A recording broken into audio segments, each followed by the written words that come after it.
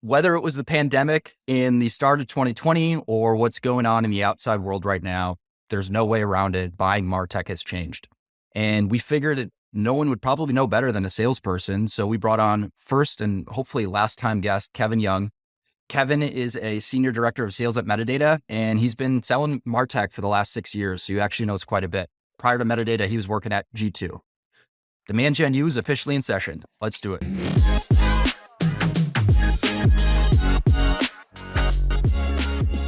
All right. So Kevin, I think we probably need to lay some ground rules in place before we actually get moving on this thing.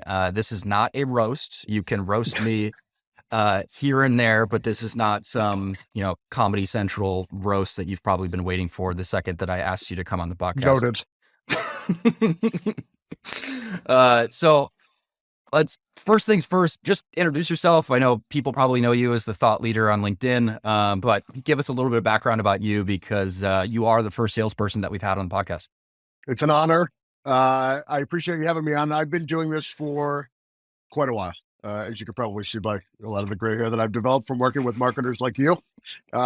Selling for 13 years now. After going to school for finance, which obviously went really well. And I didn't even know that. Fruition. Yeah. Listen, I can count, believe it or not. So I've kind of covered all the traditional stops in Chicago tech, starting at Groupon, slinging coupons, then Salesforce, where I think I sort of actually became a sales professional instead of just slinging coupons. Spent some time at a spectacularly failed agency. For a brief time, and then went over to G2, as you mentioned. While at G2, was part of the group that rolled out the intent data solution there, and so obviously I'm familiar with not only the benefits of it, but some of the shortcomings of a tool like that. And that led us to Metadata, where we discovered a tool that started with a way to operationalize things like intent data, and ultimately turned into something quite a bit more than that. So that leads us to today. I was one of the original handful of sellers here. And then officially took over full-time running part of the team this year in 2022. And we'll see how it goes. So I want to talk about your experience at G2 a little bit first, but one thing that is not in the outline right now, so this is unplanned. There's kind of an interesting story about how you all found out about Metadata while you were at G2, right? There is. And there is one of the other sort of early salespeople here, a fellow by the name of Danny Reed, who is also pretty active on LinkedIn. Some of you people watching might know him. He was trying to sell G2 to Metadata and our CEO, Gil. So he really was one of the biggest entryways into this relationship. Beyond that, a person I know you're obviously intimately familiar with, Adam Goyette, who I believe has been a guest here. That was the story that I was thinking of. I forgot about the other story. Yeah. Well, I think they're both super important and relevant. Adam, I don't like to give him a lot of credit for things, but I suppose he deserves it for this. Really realize how to maximize the value from a tool like Metadata outside of just the intent data piece, right? Like he was, like all other marketers, trying to figure out, how do I unlock other channels besides LinkedIn? And so when he started utilizing Metadata, he saw such tremendous uplift on channels like Facebook that he put out a blog post that really sort of blew up, basically saying, we use Metadata to turn Facebook into LinkedIn. That was when I, as a salesperson or a sales manager at G2, became aware of Metadata for the first time, really, because our customers started talking about it. And that G2 tried to acquire Metadata. They said no. So we said, all right, we'll come over there. Can't get rid of us that easily. I love it. Now, when you were at G2, you were selling, was it intent data, like as a standalone product, or was it that plus something else? So a funny question. When we started, we were selling profiles for whatever people would give us for. Okay. That's what I thought. Yes. So yeah. Give us that story. And then we'll give you a branded profile. What started as really a owning your presence on G2, basically an ability to manage your page in a more custom way, and also an ability to interact with your customers. So respond to reviews, things like that. That was our primary offering. Once we added the intent data layer on, it initially started as people who were reading your own reviews, which obviously is super high intent. You and I don't spend a lot of our free time just reading software reviews for fun. Well, you might, but with that expanded into competitive categories and things like that. So you could know, hey, this person's evaluating our type of solution, but not us. How do we get a seat at that table? So that was never a standalone product. It was all part of a package deal. We then layered in content and things like that. But intent data in itself has become a standalone product. I mean, as you know, we've used things like Bombora, and now we're massive fans of Qualified over here. So we never sold it as a standalone. I'm not sure if they're doing that now, but I'd be surprised if they were. But it is certainly outside of G2 its own product. And I think, from my own perspective, it now has come a long way, and it's probably a little easier to sell intent data these days. But when you were selling it back then, like, what did that sales process look like? And, how are you trying to, convince people that, hey, this is something that you need and you can use well? The last part of what you just said, I think, is the important part. And what I mean by that is, I don't think anybody denies that intent data is inherently valuable. The value of knowing somebody who is actively engaging in an activity that indicates they're likely to be buying right now or about to enter a buying cycle, it's invaluable. There's no doubt about it. The problem comes in when you layer in things like GDPR and privacy laws and things like that. If you're selling to a company with over, 100 employees, now what? Right? Like, somebody reads your reviews on G2 and you sell to the enterprise. What are you supposed to do? Pick up your SDR, picks up the phone and calls IBM and says, like, hey, somebody was reading our reviews. Can I talk to them? So there was a gap, right? And metadata filled part of it, but also I think the ability to understand exactly the role intent data plays, it was equally as important. It's no longer an end all be all. It's another piece of information that marketers are using, that sales teams are using, to help them understand where to prioritize their time, to where to focus their efforts, and frankly, focus their money. Because I think at first, I'm going off of maybe what I used to think about it in the early days, but many people thought, myself included, that it was the end all be all product, and all you needed was that, and it was going to magically solve your issues. And I think what I very quickly realized was, you still have to know what to do with it and how to actually operationalize it. Look, what I would add to that is, it coincided with this whole blow up of ABM. Like, we've talked about nonstop here, and we have those awesome T-shirts that almost mock the fact that ABM has become such a buzzword that everybody just defines differently now. And so when you have this ABM mindset, where all of the thought leaders in marketing are talking about why they should be doing ABM, and don't get me wrong, ABM is the right way to do marketing. It's focusing your efforts around the accounts that are most likely to buy from you. It's obvious that it's a good course of action. When you layer in this intent data piece, it allows you to get even more focus. Okay, these are the 1,000 accounts that we want to do business with. Here are the 150 who have actually shown some activity that leads us to believe that they might be willing to consider us. And why that's so important. Look, I think I'm a pretty darn good salesperson. I think most of the people who sell here are, not Troy, but everyone else. Actually, hold on. I think you refer to yourself as an elite salesman, just so everyone else knows. Look, talking to marketers, I want to be modest, as most salespeople are. But thank you for saying that. I think what happens here is we have this idea of maybe the top 100 accounts, blah, blah, blah, who are showing activity. But as I tell my team, as I tell any salesperson who will listen, I don't care how good you are, 90% of this job is luck and timing. It's just the reality of it. And so that's why things like activity, which I roll my eyes at, sales managers who live and die by activity dashboards, because that's not what I mean. But I do mean staying in front of people consistently so that when you are top of mind, they think of you. That is important. So intent data, yes, it's great. But just because somebody shows intent and you sell that type of product doesn't mean they're taking your phone call. If that's the first time they've ever heard from you, you're probably still well behind the 8 ball. And if you are, by the time you're seeing those intent signals, they're usually already at the point in that consideration phase of the marketing. Oh, it's already way too late. That's right. They're probably narrowing down their decision between 2 or 3 vendors right now and just trying to figure out which of those they're going to go with. If you now sneak in the back and like, hey, look at us, it's probably a lost cause. So I want to talk about metadata a little bit, and less about like how you sell, metadata and the specifics behind it, but more so how you have sold Martech when you got to metadata. So when you first arrived, there was a little thing called the pandemic that, completely changed the world as we know it. And more importantly, it also cut every single marketer's budget. So how were you talking to buyers during that time frame? Because, I told you this before, I'll pump your tires a little bit. Like, your sales calls are very good and your sales approach works. So like, how were you talking to them? How did you get people to buy? How were you creating urgency? Like, let's unpack that. Yeah, urgency is it's tough. There's not a whole lot you can do to create urgency. Now you can highlight it. You can help people understand that, not every decision has to be a 6-month conversation. But the reality is, as I said earlier, 90% of the job is luck and timing.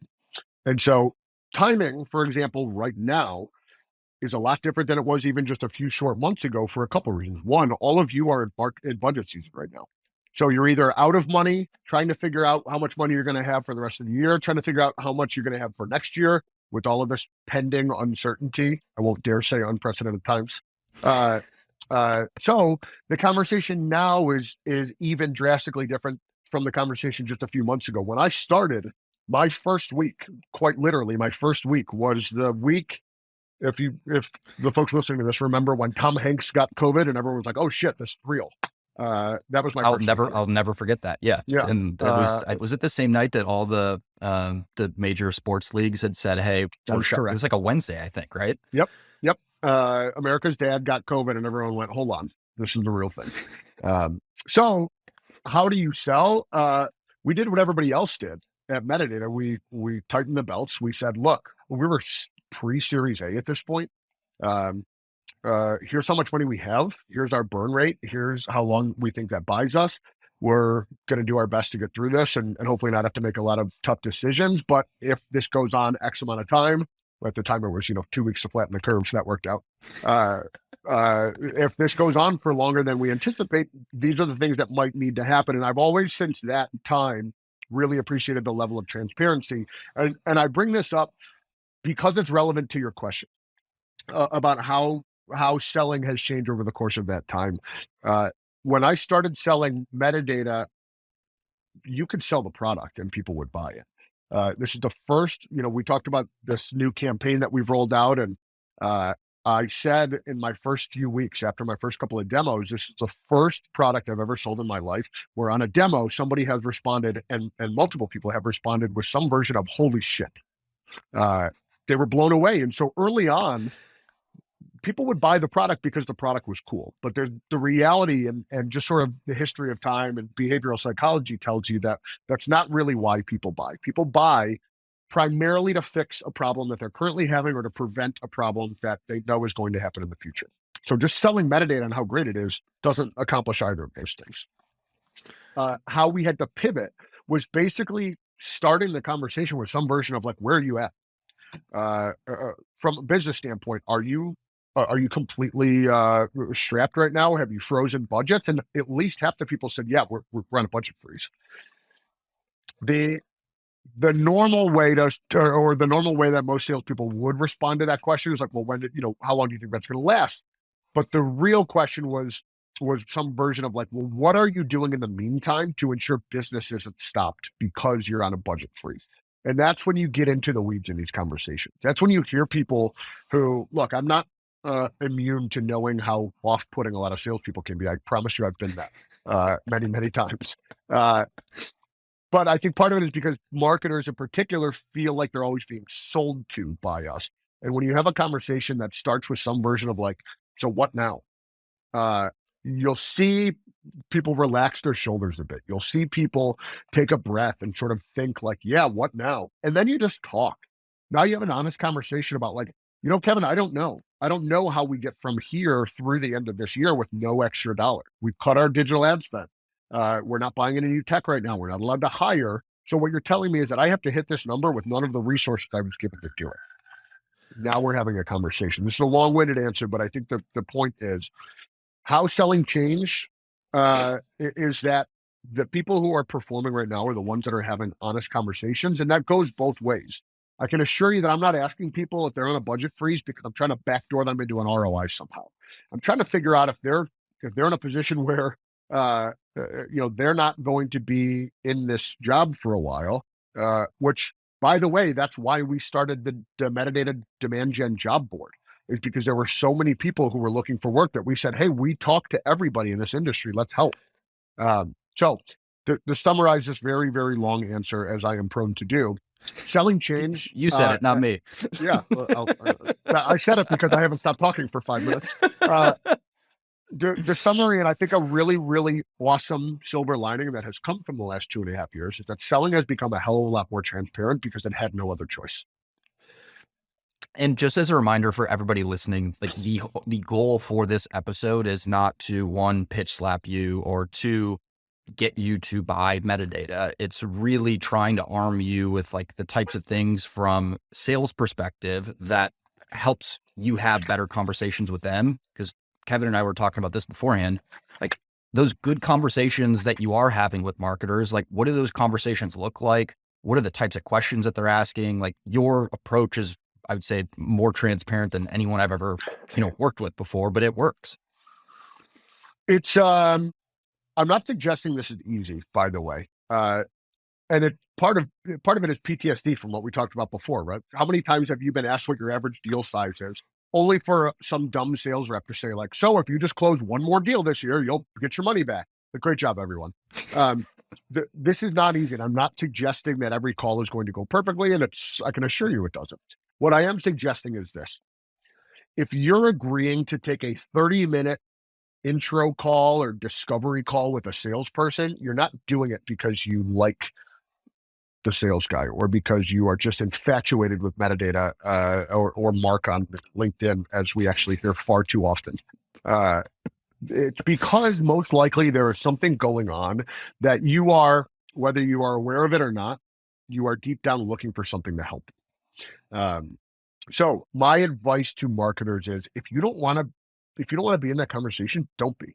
I promise you, salespeople have built up such tremendous calluses by being told to go to hell, 6 times a week. You're not going to hurt our feelings. If anything, it's worse when you seem genuinely interested in what we're doing, because here's something that you will be surprised to know. We actually do give a shit.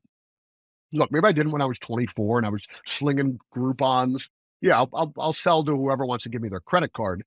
But especially now, you're sitting here talking. I'm in my bedroom because my wife has the office. Like people have their kids running around in the bathroom, in the back room behind them, or a dog barking in the background. Like, this is a human experience now. And in order for this relationship to work, it should be human on both sides. So if I ask you a question, or a salesperson asks you a question that you're uncomfortable with, call it out. And either give them the opportunity to pull their foot out of their mouth, or give them the opportunity to explain why it is they're asking that question. Because I assume you're on this call to solve a problem, and genuinely the person on the other end of that call wants to help if they can. So when we were preparing for this, you mentioned it was a recent conversation that you had, and you asked, I think straight up, what was the problem you were trying to solve? And the initial answer that they gave, you were kind of like, bullshit. And you unpacked it and like kind of tell that story, because I thought it was a great story and it was super transparent. This is the pivot that I took probably about 6 months into selling at Metadata, because of necessity, right? Like, because the same type of sales process wasn't working. And so I basically just started asking people, fine, you don't want to do that. Like, why are we here then? What is it that we're trying to solve for? If we could do it, great. If not, no problem. I'll point you in the right direction. So I was having this conversation the other day I joined a call with one of my AEs, and we're hearing just a lot of your typical, like, yeah, we're looking to improve our lead to MQL conversion rates and all like the surface level stuff that people talk about. It's not that that's not real. It's just not really what the problem is. So in this particular example, the person on the other end of the phone, who was a CEO actually, responded by saying, we really need better visibility into our reporting. And I sort of took a beat, and 99% of sales reps, myself included, I almost did, would start talking about how great Metadata's reporting functionality is. But now that I'm so old and grizzled, and I've done this for so long, that the surface level response is very rarely the actual problem that's going on. Another good example is like, hey, we need more leads. Sure, everybody wants more leads, but like, why? Why are you saying you need leads? Is it because you missed a number? Is it because you have lofty goals for next year and less budget to do it? So when this person, the CEO, told me that their biggest priority or biggest problem they were having was reporting visibility, I stopped the call and I go, respectfully, I find it very hard to believe that the biggest problem you're facing as a business is your visibility in your reporting. Like what's really going on? What problems is that causing that led you, a CEO, to take a call with a sales rep today? An intro call, nonetheless. And then he went on about a 5-minute, what felt like a therapy session about how, yeah, the reporting is sort of the visible aspect of the real problem underneath. I hate to use too many cliches, but it really is like the tip of the iceberg, right? The top of the iceberg is the reporting problems.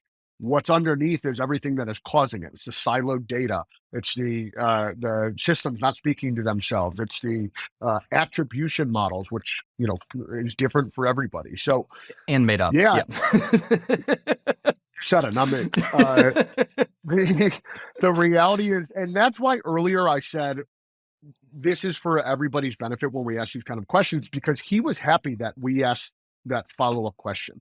Because if we just sat there for the next 20 minutes and tried to solve for his reporting problem, who knows if we would have actually addressed the real problem. So to tie this back to the last question you asked, Mark, it doesn't have to be so hard. And I'm not suggesting that every salesperson you talk to is inherently good and genuinely wants what's best for you. I'm just telling you that most of us do, and you're all pretty smart.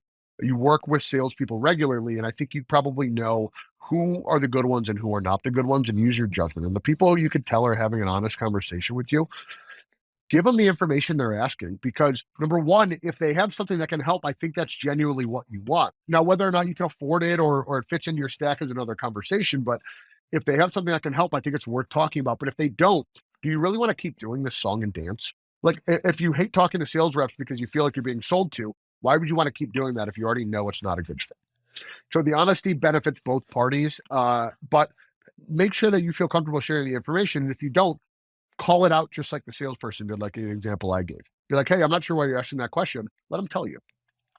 And I think for me, like, I feel shitty for saying this, but 3, 4, 5 years ago, I would play the song and dance because I just, felt bad either letting them down or just telling them that, hey, this is not a priority for me right now. So I think it changed a little bit at my last company, and then definitely at Metadata. It's like, I don't want to waste your time. I don't want to waste my time. I'm going to put all of my cards on the table and tell you as much information as I can share. And it leads to way better conversation. So like, are you seeing more marketers taking that approach now? Because that's how we buy whenever we're talking to, other Martech companies. Without a doubt. I've talked about silver lining that has come from the last 2.5, 3 years. This is one of them, right? I think we're able to now prioritize things that matter, and just deprioritize things that don't. So when I hear people talking about, what would previously be an annoyance, like if there was a dog barking in the background of a call three years ago, somebody would be like, can you go on mute, please? Like you were so perturbed that somebody dare have, any life outside of that conversation. Nowadays, it's par for the course. Like, hey, sorry, Amazon's at my door. I'll be right back. That's not just for salespeople, right? Like this has injected humanity into our conversations. So from a marketing standpoint, I hate to, give you this kind of credit, but y'all are very busy too. And probably even more so than salespeople, because you are at the behest of several different departments of the company, whereas we kind of work for ourselves, if you will, make our own schedules.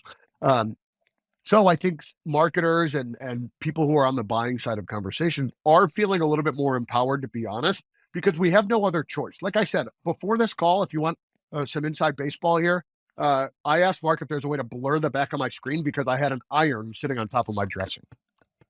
So what am I going to do? Sit here and pretend like this conversation is the same that we were having 3 years ago? There's no point in faking it, right? If you're not comfortable with the conversation, if you're not really interested in what this person has to offer, I promise you're not going to hurt their feelings, because their dog's probably scratching at them to go outside, or Amazon buzzing their door to let them in. They got plenty going on too.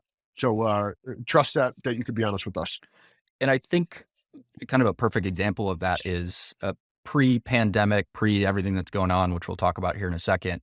I'd blow smoke up, some AE's ass and say, hey, follow up with me in, Q1 2023 or follow up with me in 6 months or whatever. And that was just a cop out answer. Whereas now I'll say, hey, this is not a priority for me right now. I will follow up with you when it is a priority. And I'm not going to name names, but like we have bought tools when I went immediately back to that AE, however long it took to follow up with them. And like it happened. So I think both sides of it is it makes for a sales cycle with way less friction than there needs to be when 100%. you just, keep lying and kicking the can down the road. Well, look, it's wild to me that you would tell somebody to follow up with you in 3 months if you have absolutely no interest in 3 months, or as little interest in 3 months as you do right now. And I'm not saying you. Everybody does this Oh, we've all because, done it. and here's an easy fix for you, by the way. If you are not interested in this product, you can tell them I'm not interested in this product. If they ask why, from my standpoint, give them something. Give them, offer a little something as to like, hey, you took the call. Thanks for telling me you're not interested. What is it that makes you think like this isn't the right fit? Give them a little something. You are under no obligation to be interrogated by a sales rep or like an SDR who's trying to ask you to justify why you don't want to buy their solution. Don't ever feel like you need to. If you offer a response and they want to keep beating this horse, you are free to ignore us as much as you want. I think it's just common decency to fire off like you did. Hey, not right now. And if they ask why, give them a little something if you have time. Uh, Similarly, from a sales standpoint, if somebody says follow up in 3 months, and I know that most people who listen to us aren't salespeople, but I want to give you a little context of the other side too. If somebody says follow up in 3 months, my response to that generally is not like why isn't this a priority now? Or another popular thing is like what changes in 3 months, which actually is a really good question. It's like what I is think I saw within the last couple of days, you like a post about that on LinkedIn. And I was like, this answer is unreal. now look, I'll be candid in that it's a little salesy. My question, when I ask that question, it's intended to unpack. It's essentially intended to call your bluff, right? Is there actually something in the future that makes this more real or makes this a higher priority? Or are you just doing what you described earlier and kicking the can down the road? Either way is fine, by the way, but you'd be surprised at the amount of people who are really just saying that because they they don't know if they want us or they think it'll take 6 months to roll us out and all this other justifications for not talking now. That's a kind of a salesy question. However, from a sales standpoint, if you want to just have a real human interaction like we've been talking about today, here's a really good way to answer the contact me in 3 months. Understood. Thank you for the feedback. I'll reach out to you January, December, January, if that's cool. Would it be okay with you if I reached out in the meantime, just if I find anything that I think you would find valuable? Nobody says no to that. Not a single person in my experience has ever said no to that. And what this is doing now, again, 90% of this job is timing, is you are staying in front of this person. And guess what? If I send you something that you go, holy shit, this is actually something that's topical for me right now, why don't I give Kevin a call? That's how this job goes. It ain't by tricking people into taking calls with you or holding them hostage to something they said 3 months ago. It's by just having real conversations and providing enough value that they actually want to take your phone call instead of avoiding you like a debt collector. Yeah. No, and there's times that has worked, perfectly as intended on me when it's, hey, this is exactly in my wheelhouse. I was thinking about this, or I was trying to find content on it, and hey, this is helpful. And sure enough, the first person that I then email whenever the time is right is that same person who sent that to me. So it works. Now, we've talked a lot about G2 coming to metadata in the pandemic, how you've sold metadata since you've been here.